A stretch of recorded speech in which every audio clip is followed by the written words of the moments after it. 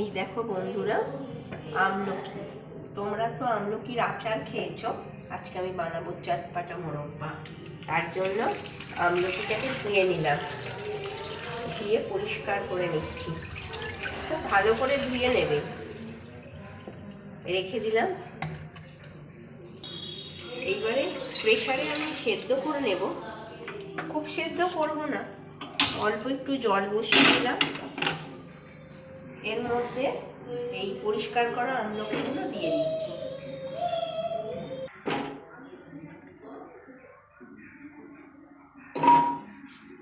এইবার বন্ধ করে দিলাম,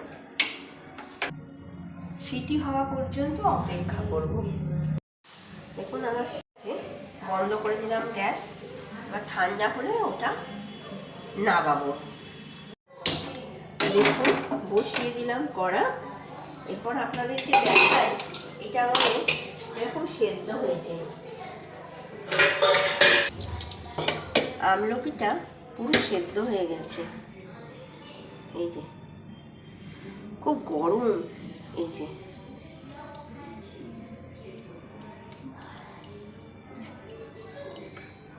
দেখুন এই যে বীজটা, এই বীজটা আলাদা করে নেব। খুব গরম জানেন তো, ছাড়াতে ভীষণ অসুবিধা হচ্ছে। এই যে বীজ করে নিয়ে আপনাদের দেখাচ্ছি। দেখো এরকম করে করে খুলে নিয়েছি আমি। এই যে আমার সব খোলা হয়ে গেছে আমলকিগুলো। এই যে এইবারে আমি বসিয়ে দেব।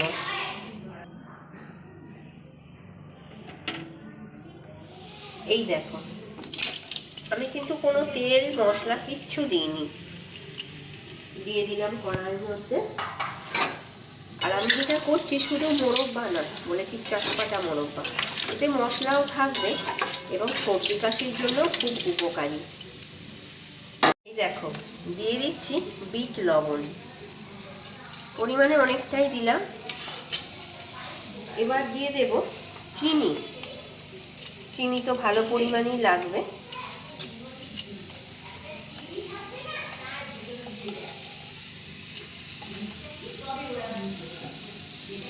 এইবারে ভালো করে নেড়ে নেব, কোনো রকম জল দেব না কিন্তু। এবার চিনিটা গলে মিশে যাবে, রসে পরিণত হবে, ওই রসেতেই ফুটবে। তোমরা দেখছোই, দেখো চিনিটা গলতে শুরু করে দিয়েছে। এবারে পুরো রস হয়ে যাবে, রসেতেই এটা ফুটবে। প্যান বসিয়ে নিলাম, এতে একটা মশলা করব। এই মশলাটার মধ্যে দিয়ে দেব ধনে, গোটা ধনে। এই যে দেখুন গোটা ধনে দিয়ে দেব। একটু সামান্য একটু ড্রাই রোস্ট করবো। ও কয়েকটা লবঙ্গ।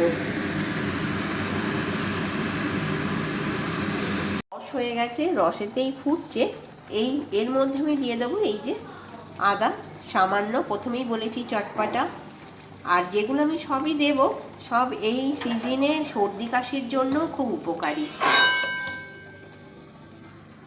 এবার এটা ফুটবে।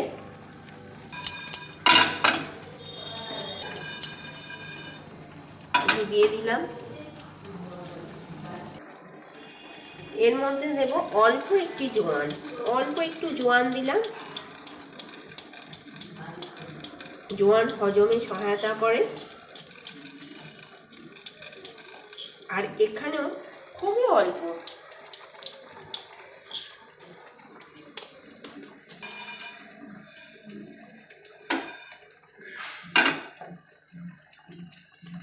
ছোট এলাচ দিয়ে দিলাম গন্ধ হওয়ার জন্য, এবং এটাও খুব উপকারী। সামান্য একটু গোলমরিচের গুঁড়ো দিয়ে দিলাম। দেখছো,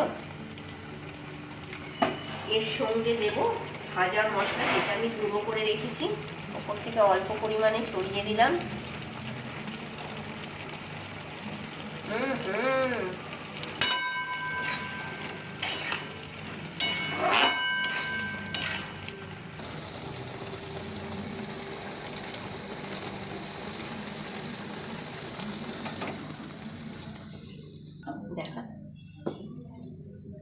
দেখো আমার রেডি হয়ে গেছে।